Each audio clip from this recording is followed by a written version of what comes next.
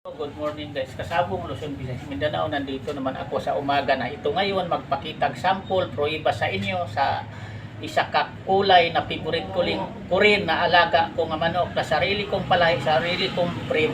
Kaya ako na nagpangalan nito ng Sweeter Bullet kasi ako na gumagawa mismo pagparis-paris sa linyada.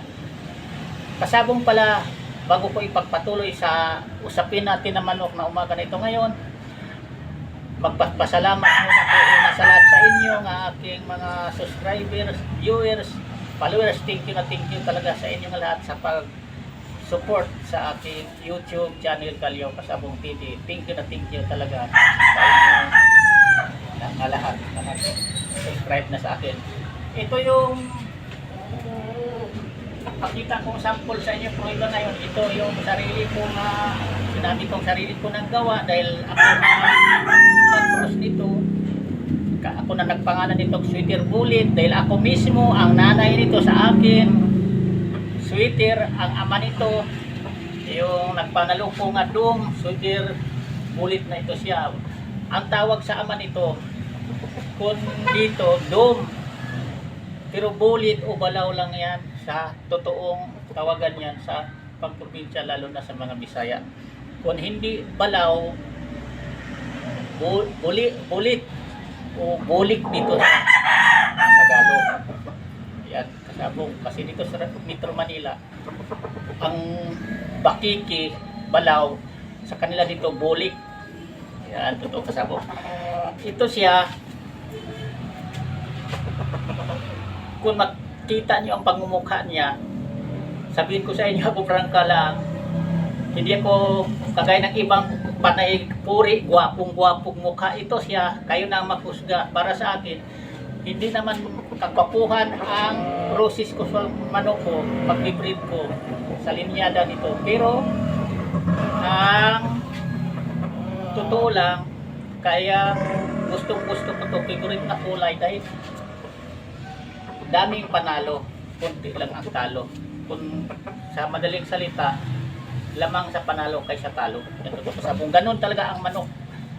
Mayroon talagang talo, tayong magsasabong, tayong marunong sa sabong. Alam na natin yan. May talo talaga tayo pero may panalo. Ito pinaka-importante sa sarili nating breed, alaga nga manok, na pag inalaban natin, lamang tayo sa panalo. Ito may dagdag ko sa inyo mga baguhang magsasabong ngayon. Kasi sa kadami-dami na ngayon na turo, nag-vlog sa tungkol sa pag-alaga ng manok, kanya-kanya ng panindigan, prinsipyo, paniwala sa manok. Yung iba, binago na nila ang history sa manok, totoong tawag nito, totoong history tungkol sa pagsasabong. Iba na iniba na nila. Sa totoo lang na panood ko yan, narinig ko yan sa kanila din. Sa totoo lang yung ibang nagmamanok, kanya-kanya ang hugot sa mga ano yan tawag, followers o kaya sa mga viewers. Ganun talaga yan kasabong. Pag sarili mong manok, karamihan pinupuri talagang gwapo, walang pintas, puging-pugi, quality, ganun talaga kasabong. Pero ako lang ang, tandaan nyo, ako lang ang nagpa-vlog na hindi ko masyadong pinupuri ang sarili kong manok. Ang maghusga sa totoo lang ang nakakita ng ibang tao. Kasi para sa akin, halimbawa sabihin kong gwapong-gwapo, walang pintas, pugi, quality. Sa iba naman, iba ang paningin nila sa iba. Hindi napugian, napangitan pa nga. Ganon totoo ang kasabong nagsasabi. Kasi ang sa akin, sarili ko naman itong panglaban. Doon natin makikita ang isa ka manok, isa ka sabungiro, ang taong nagbibreed, nagmamanok mismo. Kung ilalaban yung manok natin, nakita natin na ang totoong labanan na may bakal, na may tari na sa gradas, kung ano talaga katotoong kagaling, ang sinabi niya, pinasabing magaling quality na manok, kung mananalo na. Kasi ang pinakagwapo para sa akin, pagdating na sa labanan ng manok, kung sino ang nananalo, iyan ang gwapo. Kasi walang gwapo-gwapo pagdating na sa bakal kasabong, may tari na ang manok. parehas na mamatayan kapag tinamaan ka agad sa kalambutan. Yan totoo kasabong at saka ang sabong, ulitin ko to sa inyo, hindi ito sa akin ginawa kong hanap buhay, libangan ko lang ito. Sa totoo lang, kaya tumagal ako sa industriya sa sabong mula bata pa ako hanggang nagkaapon ako. Hindi ako tumigil sa pag-treat, pag-laban-laban ng mga manok, sarili kong alaga, dahil sa totoo lang nabuhay lamang sa panalo ang sarili kong alagang manok kaysa talo. Ang sikreto yan kasabong sa pag pili talaga o pag kung gugustuhin nyo ang manok talaga nga gusto nyo manok mabilis para to sa inyong mga bago magsasabong, paghipo nyong ganun sa manok ito, hindi sasabit ang buto dito. Anong pangalan ng buto nito? Ito kasi hita ito. Ito.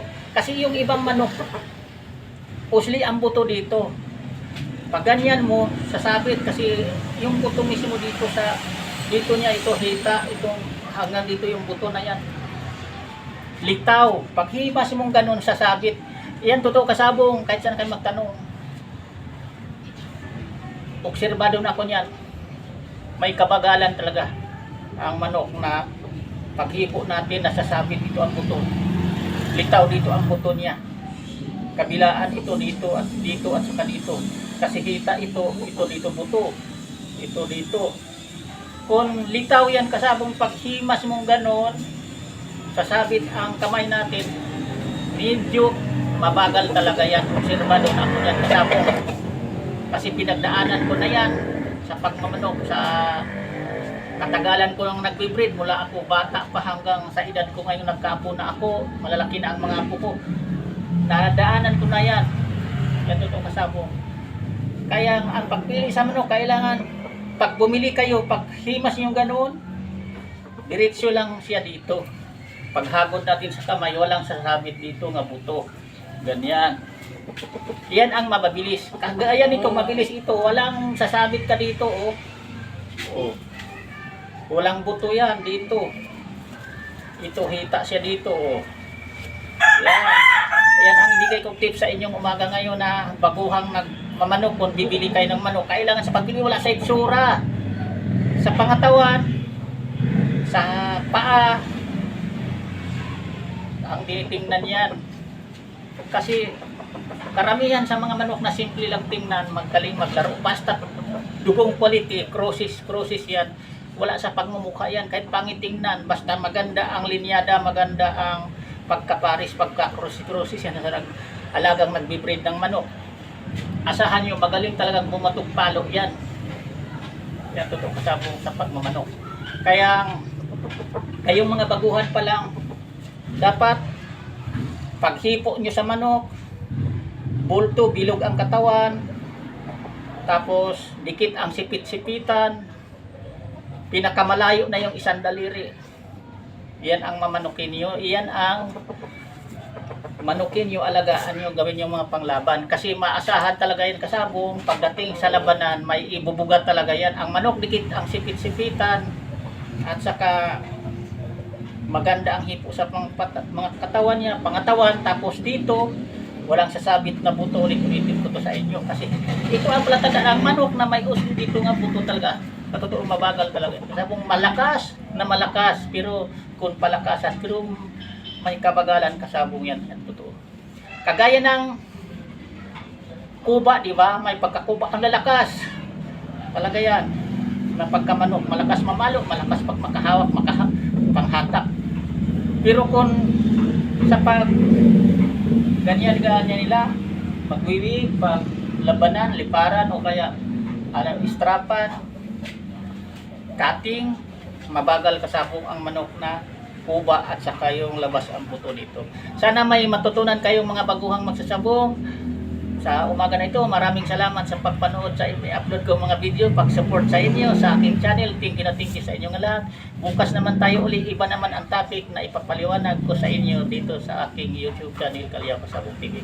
Maraming salamat sa inyong lahat. Ang masabi ko sa inyo, basta tayo nga tunay na sabungero na mahilig sa manok, na mag-alagang mga pagsabong, di tayo magpahuli pagdating na sa labanan, sa sabong. Iyon lang. Thank you.